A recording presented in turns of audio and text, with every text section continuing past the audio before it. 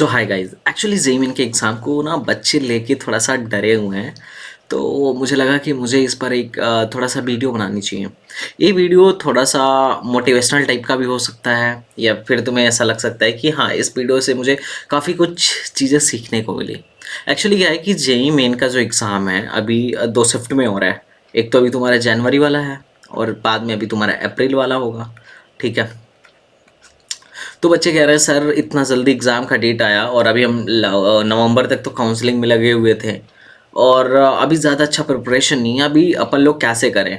तो देखो यार, अभी तुम्हारा 24 से एग्ज़ाम स्टार्ट हो जाएगा। ठीक है, 24 अब जनवरी से एग्ज़ाम स्टार्ट हो जाएगा और ऑल अबाउट आई थिंक मतलब मान के चलो 9 लाख के आसपास बच्चों ने फॉर्म भी भर दिया है। ठीक है, 9 लाख के आसपास बच्चों ने फॉर्म भी भर दिया है। तो ये अच्छी बात है कि ज़्यादा से ज़्यादा बच्चों ने फॉर्म भरा। ठीक है। तो अब बच्चों का ये डाउट है कि भैया अभी लास्ट के दिनों में, लास्ट के 10 से 15 दिनों में अपने को कैसे प्रिपरेशन करना चाहिए कि एटलीस्ट ठीक ठाक मार्क्स आ जाए। तो मैं देखो तुम्हें एक बात बताता हूँ। तुम्हारा जो जेई है ना, 300 मार्क्स का है, 300 मार्क्स का है। अब अगर तुम्हें एक एनआईटी चाहिए, ठीक है, एक एनआईटी चाहिए, तो कम से कम 96 प्लस परसेंटाइल होना चाहिए, मतलब ठीक ठाक। ठीक है, इसमें मतलब मिल जाएगी एनआईटी, लेकिन अब वही है, थोड़ा सा मसला होगा कि अच्छा ब्रांच नहीं मिल रहा है कहीं। अगर अच्छी एनआईटी मिल रही है तो अच्छा ब्रांच नहीं मिल रहा है, और अगर अच्छा ब्रांच मिल रहा है तो अच्छी एनआईटी नहीं मिल रही है। ठीक है। तो अगर तुम्हें 96 प्लस मार्क्स लेके आने हैं, अगर तुम देखो 98 प्लस मार्क्स तुम्हें लेके आने हैं, तो कम से कम तुम्हारे मार्क्स जो होने चाहिए ऑल अबाउट मेरे हिसाब से 140 से 150 के बीच में अगर तुम्हारे मार्क्स हैं तो 98 परसेंटाइल प्लस आएगा।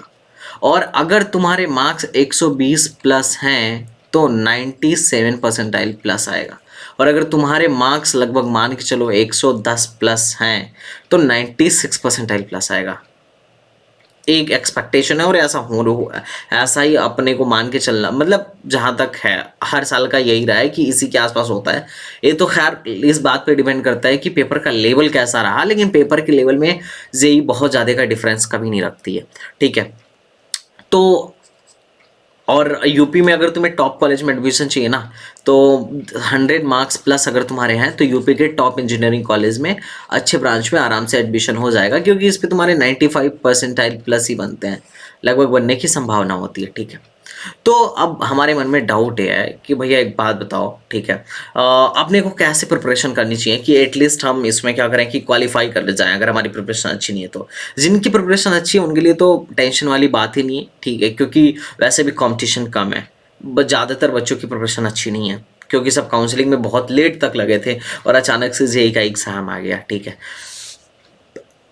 तो जिन बच्चों की प्रिपरेशन बहुत अच्छी नहीं है उनके लिए मैं तो ये बोलूँगा, देखो यार, ये 2022 का डिफ़िकल्टी लेवल था, जिसमें से अगर हम फिज़िक्स की बात करें तो कम से कम 41% क्वेश्चन ऐसे थे जो बहुत इजी थे। बहुत इजी। इजी मतलब फॉर्मूला बेस्ड, फॉर्मूला बेस्ड। या तो फॉर्मूला बेस्ड जो सवाल रहे होंगे या तो फिर मेमोरी बेस्ड सवाल रहे होंगे। तो एटलीस्ट ऐसे सवाल को तो तुम कर ही सकते हो भाई। अगर ऐसे सवाल तुमने 10 भी कर लिए तो 40 मार्क्स तो तुम्हारे यहीं पे हो गए। ठीक है। 25 में से 12 क्वेश्चन ऐसे आए थे। ठीक है। 25 में से लगभग 10-12 क्वेश्चन ऐसे आए थे, तो अगर तुमने 10 भी कर लिए, जो कि सबसे ईजी है, मतलब ये अगर तुम्हें फॉर्मूला याद है सारा तुम सवाल कर ले जाओगे। तुम्हारी मतलब मेमोरी बेस्ड जो ऑब्जेक्टिव टाइप के क्वेश्चन होते हैं, अगर तुम्हें वो आता है, वो तो अगर तुम्हें फॉर्मूला याद है तो ऑलमोस्ट समझ में आ ही जाता है। ठीक है, तो तुम इतने सवाल कर कर ले जाओगे। ठीक है, तो 40 क्वेश्चन, 40 मार्क्स तो सिर्फ फिजिक्स से आ गए तुम्हें। और तुम्हें लेके कितने आने हैं? 110, 120, 130, 140। ठीक है, जितना ज़्यादा आ जाए 100 प्लस का ही अपने को ग्राफ रखना है। और मीडियम क्वेश्चन, मीडियम में क्या रहता है कि मीडियम मॉडरेट लेवल में क्या रहता है, 40% से ज़्यादा क्वेश्चन मॉडरेट लेवल के थे फिजिक्स में। अब इसमें क्या रहता है कि क्वेश्चन जो होते हैं थोड़े से फॉर्मूला बेस्ड होते हैं, थोड़ा सा कह सकते हो कि वो हो सकता है, मतलब ठीक है, थोड़ा सा लंबा फॉर्मूला हो सकता है। जैसे मान लो अगर बात करें तो एक रिंग दे दिया और वो बोलेगा कि इस रिंग से एक्स दूरी पर क्या हुआ, इलेक्ट्रिक फील्ड है, बताओ एक्स दूरी कितना हो कि इसकी इलेक्ट्रिक फील्ड की दूरी मैक्सिमम हो, या यहाँ पे इस फार्मूले को यूज करवा लिया। ठीक है, तो थोड़ा सा मॉडरेट लेवल का क्वेश्चन, मतलब इजी से थोड़ा सा हाई लेवल, इजी से थोड़ा सा हाई लेवल उसने दिया। तो ये मॉडरेट लेवल के भी क्वेश्चन उतने टफ नहीं होते हैं। अगर तुम्हें फॉर्मूले को अच्छे से यूज करना आता है तो तुम ऑलमोस्ट कम से कम इसमें से 40% में से 30% क्वेश्चन तो कर ही ले जाओगे। और कुछ होते हैं हार्ड लेवल, जिसमें मतलब अच्छी खासी फिजिक्स लगती है, जो मात्र 16% क्वेश्चन थे। तो अगर तुम्हें सिर्फ फॉर्मूला भी याद है फिजिक्स का, और तुम्हें फिजिक्स में मतलब सारे चैप्टर्स के फॉर्मूला याद है और तुम्हें यूज करना आता है कि कौन सा फॉर्मूला कहाँ पे यूज होगा, तो फिजिक्स में तुम 50% क्वेश्चन इजीली हैंडल कर लोगे। 50% क्वेश्चन इजीली हैंडल कर लोगे, बस तुम्हें अगर फॉर्मूला याद है और उस फॉर्मूले के लिमिटेशंस पता है कि इस फॉर्मूले को यूज कहाँ करना है एग्जैक्टली। मैथ्स में क्या होता है, मैथ्स में ऐसा नहीं होता है। मैथ्स में क्या था, इजी सिर्फ 14% ही क्वेश्चन था, बाकी क्वेश्चन क्या थे, मीडियम थे। क्योंकि क्या होता है ना कि फॉर्मूला सिर्फ याद होने से ना मैथ्स में नहीं काम बनता है। मैथ्स में सिर्फ फॉर्मूला तुम्हें याद है उससे काम तुम्हारा बनेगा नहीं। तुम्हें फॉर्मूले को यूज करना आना चाहिए। तुम्हें अपना दिमाग लगाना पड़ेगा कि यहाँ पे कैसे मामला चल रहा है, अगला स्टेप क्या होगा। अगर ट्रिग्नोमेट्री या कैलकुलस का एक सवाल दिया हुआ है तो सिर्फ तुम्हें फॉर्मूला होते ही कितने फॉर्मूला है, 4-5 तो फॉर्मूला होते हैं, 10-15 फॉर्मूले होते हैं, उसमें पूरा चैप्टर निकल रहा है। ठीक है, तो उसमें तुम्हें मेथड आना चाहिए। और डिफिकल्टी लेवल यहाँ पे सिर्फ 14% थी, तो मॉडरेट लेवल के क्वेश्चंस भी तुम कर सकते हो। बट मैं तो, अगर तुम्हारी प्रिपरेशन बहुत अच्छी नहीं है तो मैं तो ज़्यादा एक्सपेक्ट नहीं करूँगा कि तुम मैथ में बहुत ज़्यादा ही करके आ पाओगे, क्योंकि थोड़ा सा टफ हो जाता है। अगर तुमने बहुत मतलब यहाँ पे प्रैक्टिस चाहिए। मैथ्स में क्या चाहिए ना, तुम्हें प्रैक्टिस चाहिए। फिजिक्स में बहुत प्रैक्टिस ना भी हो तो चल जाता है, क्योंकि कॉन्सेप्ट पता होता है। कॉन्सेप्ट का क्या मतलब है, अगर हमने एक बॉल को फेंका तो अपने को पता है कि ये बॉल फेंका है तो या तो क्या होगा, या तो नीचे आएगा या स्केप कर जाएगा। तो पूछेगा कि इस बॉल को कितने से फेंकेगी, स्केप करे तो स्केप वेलोसिटी का कॉन्सेप्ट लगाएंगे। और अगर इस बॉल को नीचे आना होगा तो ये पूछेगा कि बताइए मैक्सिमम हाइट क्या होगा, टाइम ऑफ फ्लाइट क्या होगा। अरे यहाँ तो इनबिल्ट चीजें हैं कि क्या पूछा जा सकता है। अगर एक बॉल को फेंक रहे हो तो क्या पूछा जा सकता है वो तुम्हें पता है, सारा कॉन्सेप्ट पता है। लेकिन इसमें क्या पूछा जाएगा ये बहुत आसान नहीं है प्रेडिक्ट करना। ठीक है, और केमिस्ट्री क्या, एनसीईआरटी फॉलो करो आराम से। मतलब 48 सबसे ज्यादा इजी क्वेश्चन केमिस्ट्री से आने वाले हैं। सबसे ज्यादा 2022 के डेटा के अनुसार सबसे ज्यादा इजी क्वेश्चन केमिस्ट्री से थे। बहुत मतलब ये फॉर्मूला बेस्ड कह लो या फिर मेमोरी बेस्ड कह लो, ये बहुत इजी सवाल थे। तो केमिस्ट्री में अगर तुम्हें कुछ नहीं आ रहा है, तुमने कुछ केमिस्ट्री के चैप्टर्स भी अच्छे से पढ़ लिए, तो तुम इनके क्वेश्चंस को भी बहुत इजीली हैंडल कर पाओगे, बहुत इजीली।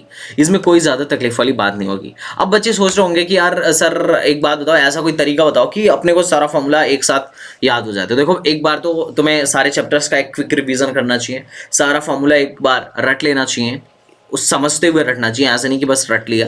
उसके बाद तुम्हें क्या करना चाहिए ना, अब PYQs लगाना स्टार्ट कर देना चाहिए। चैप्टर वाइज नहीं, चैप्टर वाइज तो तुम लगा चुके होगे, अब चैप्टर वाइज का टाइम ही निकल गया। अब तुम्हें फुल सिलेबस देना चाहिए, फुल सिलेबस जो 2021 जितने 2022 में पूरे पेपर आए हैं उनको कंप्लीट करो, 2021 में जितने पेपर आए हैं उनको कंप्लीट करो। ठीक है, 2020 में जितने पेपर आए हैं उनको कंप्लीट करो। अब ये हर एक शिफ्ट के पेपर को कंप्लीट करो। और तुम्हें जब इन तीनों को तुम करोगे तो तुम्हें एक चीज सब चमकेगा।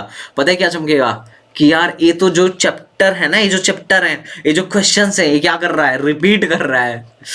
ये क्या कर रहा है, रिपीट कर रहा है, यही तो रिपीट कर रहा है। और जैसे तुम क्वेश्चन लगाते जा रहे हो ना, तो वो क्वेश्चन किस फार्मूले से लगा है, उस फार्मूले को ना लिखते जाना, और तुम बाद में देखोगे कि एक ही फार्मूले पे बार बार सवाल आ रहा है। जब तुम्हें करोगे तो तुम्हें दिख जाएगा कि चमकेगा, ये मैंने करा, मैं देखा और मैं समझा, फिर मैं तुम्हें बता रहा हूं। ये तुम्हें चमकेगा कि हाँ भाई फॉर्मूला रिपीट हो रहा है, उसी फॉर्मूले पे बार बार सवाल दे रहा है, न्यूमेरिकल वैल्यू बदल के या फिर उससे रिलेटेड ही सवाल आ रहा है, पर वही चीज रही है। तुम मार्केट से कोई सी भी किताब खरीद लो, बहुत सारी बुक्स है। मैं खुद एक बुक मंगाया और मैं इस बुक को देखा भी और मुझे अच्छा लगा। ये ओसवाल पब्लिकेशन की एक किताब है जिसे मैंने देखा और मुझे अच्छा लगा कि इन्होंने क्या कर रखा है कि सैंपल पेपर तो अलग बात है, लेकिन उन्होंने 20, 21 और 22 इन तीनों के पेपर्स को ना दे रखा है और ना सॉल्यूशन के साथ दे रखा है। 19, 20, 21, 22 चारों को दे रखा है और उनके सॉल्यूशन को भी दे रखा है, और साथ ही साथ इनके ट्रेंड को भी यहाँ पे बताया है कि कौन से साल में किससे कितने सवाल आए। 2019 में जैसे इन्होंने बताया था कि एटॉमिक स्ट्रक्चर से 9 सवाल आया। ठीक है, मतलब तुम यहाँ पे एक ट्रेंड भी महसूस कर पा रहे हो कि काइनेमेटिक्स से 2019 में सारे शिफ्ट को मिलाया जाए तो 14 सवाल आया, और ये 2019 के अप्रैल वाले में घट के 14 से 11 हो गया, और जैन वाले में 2020 में सिर्फ 6 ही सवाल आए थे, फिर बाद में 11 हो गए। तो ये तुम्हें एक ट्रेंड देखने और समझने को मिलेगा, ठीक है। इस पर मैं कभी डिटेल बात करूंगा कि कौन से चैप्टर का वेटेज कितना है, बट यहाँ पे देखो इन्होंने क्वेश्चन पेपर अच्छे से दे दिया है, ठीक है। क्वेश्चन पेपर खुद से लगाओ जितना लग रहा है, जो नहीं लग रहा है छोड़ दो, मतलब एकदम टाइम ऐसे रख लो कि 3 घंटे का है तो अपन लोग 3 घंटे में इसको कंप्लीट करेंगे, और जब हो जाए पहले तो जाओ आराम से खा पी लो, आराम करो, और उसके बाद से इसके आंसर्स को मिलाओ, और जो गलत हुए ना उनके सॉल्यूशंस को देखो, और उन्होंने आंसर्स और सॉल्यूशंस भी बहुत अच्छे से दे रखे हैं, और कुछ ना ऐसा दे रखा है कि मतलब किसी क्वेश्चन को सॉल्व करने का यही तरीका तो है ही ट्रेडिशनल वाला, उसके साथ साथ इसका शॉर्टकट भी है, तो उससे क्या होगा तुम्हें दोनों चीजें को सीखने को मिलेंगी। और जब फिजिक्स तुम सॉल्व कर रहे होगे ना तो तुम उसके फॉर्मूले को एक सीट बना लो, उस पर लिखते जाओ, और जब तुम 10 पेपर सॉल्व करोगे जैसे ही ग्राउंड में पिजाओगे तुम कहोगे यार रिपीट कर रहा है, सच में रिपीट कर रहा है, एक ट्रेंड है, ठीक है। अब जेई में वैसा नहीं रहेगा कि अब क्वेश्चन रिपीट ही नहीं करेगा, ठीक है, क्वेश्चन रिपीट कर रहा है। बाकी तुम इसके अलावा कोई भी बुक ले लो, कोई मसला नहीं है, लेकिन हाँ ये बुक ठीक है, चल सकता है, बाकी तुम्हारी मर्जी, लेकिन मैंने जो बताया तुम उस पर गौर करो, इजीली 110 120 125 मार्क्स तो तुम लेके ही आओगे। बाकी मैं लिंक डिस्क्रिप्शन में इसकी दे दूंगा, you can buy it from there, और तुम मार्केट में भी अपने जाके कहीं देख के ले सकते हो, ठीक है, खुद से देख के। तो चलो मिलते हैं नेक्स्ट वीडियो में, तब तक के लिए बाय बाय, टाटा एंड जय हिंद।